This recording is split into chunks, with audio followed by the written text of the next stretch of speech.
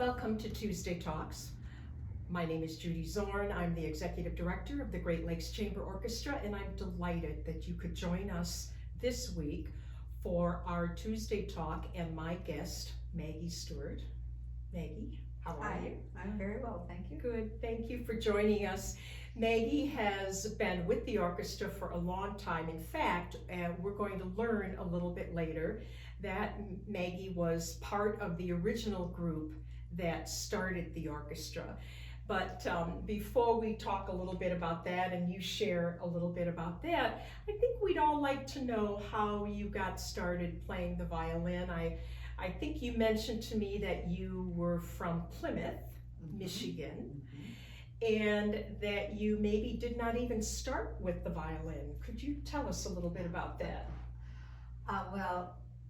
When I was 5, I took piano lessons for a very short time and learned to play one song with my right hand. And then I taught myself. I tell people I play at the piano now because I've taught myself to play a few songs, including Twinkle Twinkle Little Star, so that I can play it with the violin students when I'm teaching them. Right. Now, your mother was a musician, wasn't she? Yes, she was. She was a professional vocalist and sang with a double quartet in Grosse Pointe. I have a program from when she sang with the Messiah with the Plymouth Symphony. That was before I started playing with them, so I can't say that we did it at the same time. Right.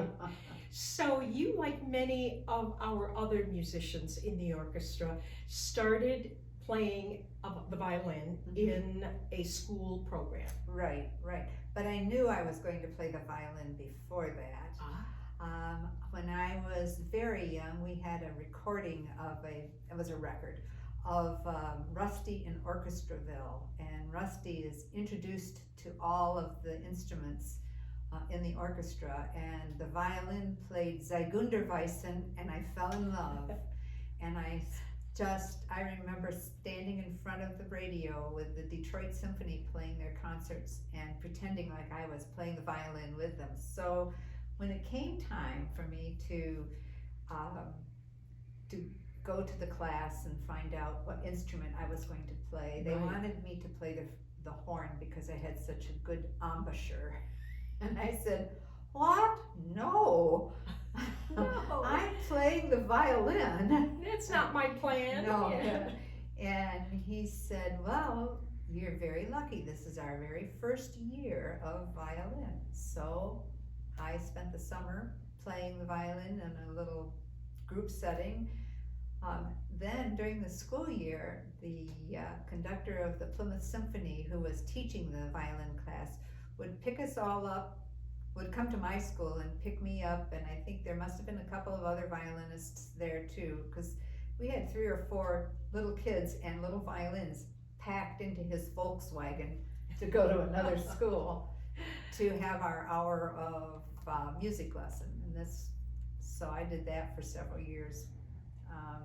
Yes, Wow. and then I You took private played lessons. continually through middle school then and high school. Right, yes. And you played early on with the Plymouth Symphony, Right. didn't you? I started, I think, when I was 13. The Detroit News did an article on the oldest player and the youngest player, and I was the youngest player. Oh my goodness. It was quite an experience. They probably are of the quality, I know that they are of the quality at that time of what we are now. Yes. And I was way in the back of the second violin section, and it was a challenge for me. But I learned to listen to what everyone was doing, because then I would know where my part was and play it as best I could. How fascinating. So, yes. Yeah, fascinating. I know that you have moved around quite a bit. A lot, yes. You got married and you have 2 boys. Yes. And you have sort of hip-hopped through the state of Michigan. I have, from kind of ping pong from side to side, north, south to north, east to west. Yeah. You were in Bel Air Mhm. for quite a while, and while you were in Bel Air, you would drive to Traverse City and play with the Traverse City Symphony, or whatever they were Yeah. called back Right. then. Yes, right. Yeah, that was a really great experience for me. I was playing first violin and practicing at home with one child, insisting that I shouldn't be practicing. So there's something about children, and when you get your instrument out and start working on it, they know they don't have your attention, and they're right there demanding. That's the truth. But I persevered. Right, exactly. And, yes, and then when I moved to Petoskey, I decided that was just too far for me to drive with a full-time job, and by that time 2 children. But you can tell us the real story, as they say, of how the Great Lakes Chamber Orchestra came to be. Okay, we were doing, the musicians in the area were invited to play for different little groups that were kind of thrown together to be with a choral group. Sure. The Messiah, I did Churches, that many times, yeah. yes, churches, and it was fun. I played with the Young Americans. They had a theater for several years in Petoskey, and I was in the pit orchestra for that for 4 years, I think. I didn't do every show, but I did quite a few of them every year. I played at Bayview every summer, and took lessons there. I had probably 8 different teachers Through the years. One of them he was really quite young when he was at Bayview, but he ended up teaching at Juilliard. So, he was definitely a good quality teacher. Right. I had one teacher, Andy Brooke, who said to me one day, "Maggie, this will be your 52nd lesson with me. You have taken lessons with me for a whole year. That's 8 lessons a year in the summertime." So it took a while to get there. Yeah, it took a while. Oh, wow. But every person that I took lessons with, I learned a little more. Yeah. They all had a different way of teaching, and I learned some really wonderful gems that I've never forgotten and used to this day.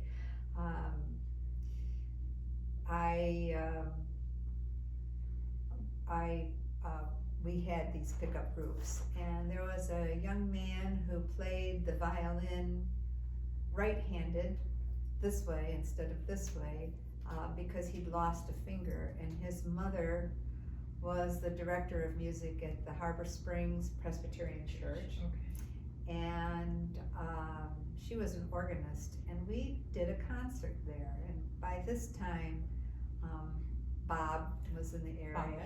Bob Pattengale, and maybe Bing and you Yes. and Nancy.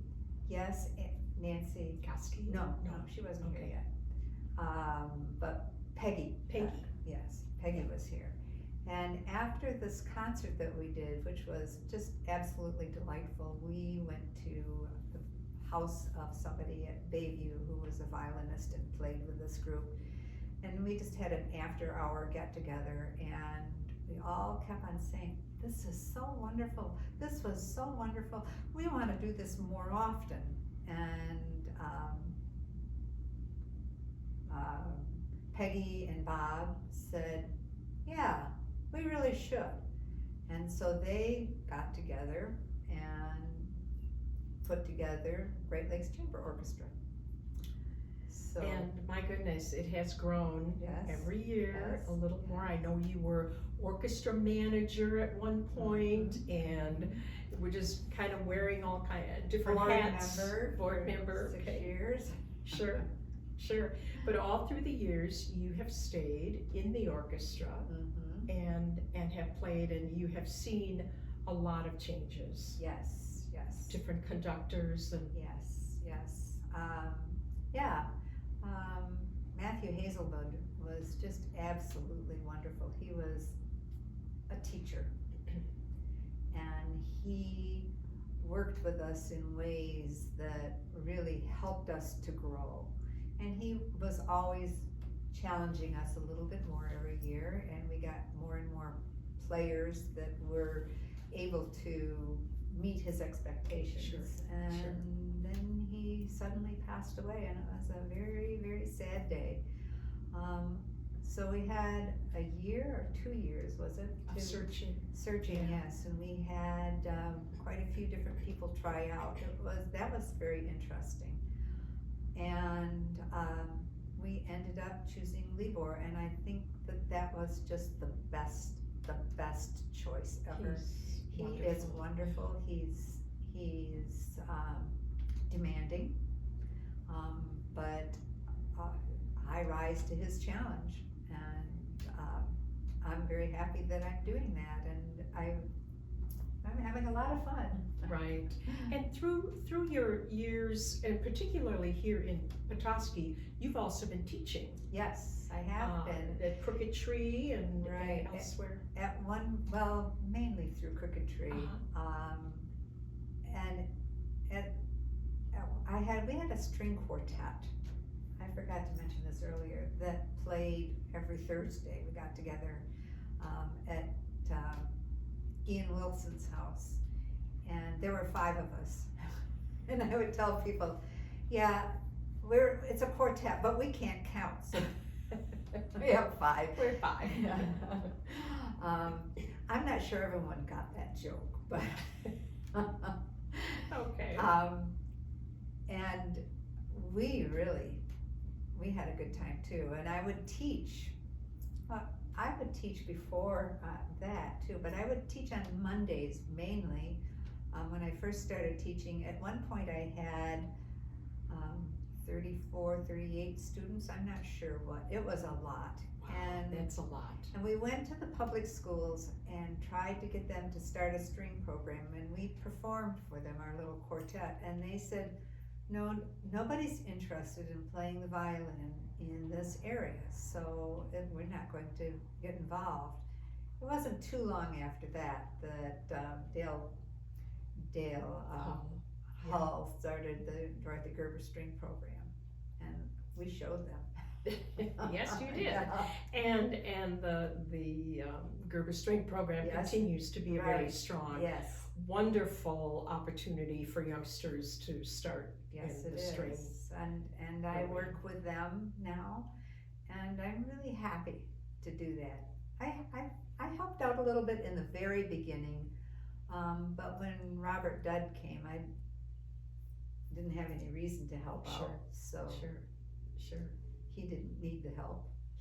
Well, it is our 20th anniversary, as you Yes. well know, Yes. Maggie, and I hope that we can share some more stories through Tuesday Talks and through our performances that are coming up, that we can shed some light onto the origin and the beginnings of the orchestra and some great stories that Yes. are involved with that. Right. I invite you to go to our website and take a look at some of the things that we have coming up. We have a Sunday series coming up in March with the Drumheads, Tim Mockney, and that will be at St. Mary's in Charlevoix. We are doing a main stage concert in April.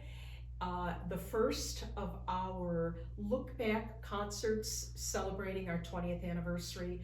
We will be doing another Sunday series concert in May with Libra Andres, our music director, and performing with the trio.